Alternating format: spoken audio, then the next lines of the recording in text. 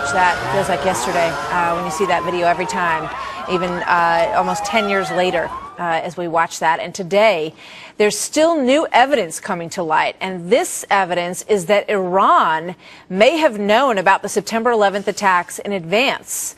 May, in fact, have even been involved in helping to plan them. This is coming from testimony from two defectors from Tehran's intelligence service, and it's being heard in a federal lawsuit that was brought by the families of 9/11 victims. Robert Strang, the former co-chair of the New York State Legislative Anti-Terrorist Task Force, is with me.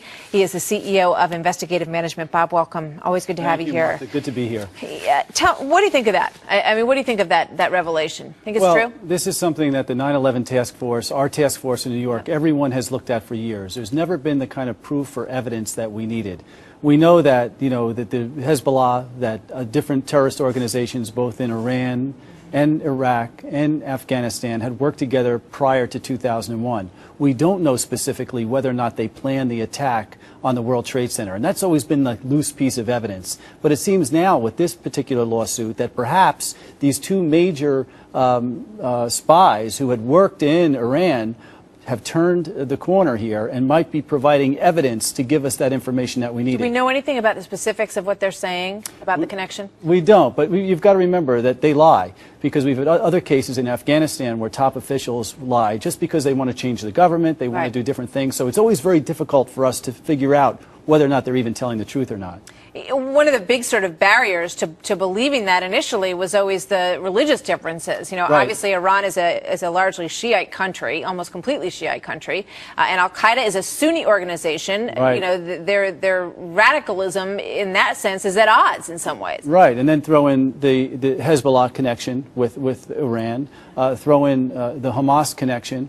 It's complicated, and there are conflicts between these different sects. But the one thing that they have in common, and the one thing that they always get together for, is when it comes to attacking or hurting the United States, suddenly they put their differences aside and they seem to work together. So it wouldn't surprise me if we were to get some information that would show us that, in fact, they had something directly to do with this. Yeah, it's very troubling to even think about, and, it feeds into the fears of what may happen, because everybody's so worried now that there might be some repercussion to the killing of Osama bin Laden. Right. I mean, if you look at this and you think that there might be some truth to it, Iran certainly is a power in the region. There's no question with their capabilities, their nuclear capabilities, and their connections with these terrorist organizations. And when you look now with the death of Osama bin Laden and the fact that we're on alert here in the United States, it's kind of it's a scary time. The government's quickly going through evidence, trying to find out what's happening, and we have to worry not only about these major organized groups that are trying to attack us, but we have to worry about some of these homegrown terrorists that just pop up anywhere. So it's a very difficult time for the intelligence analysts. It's a very difficult time for the police. This is kind of a rare moment in history that we have to deal with so many different factors when it comes to attacking us. All right, interesting. Bob, thank you very much. Okay, Martha, Bob anytime. Strang, always good to see you. Thank you.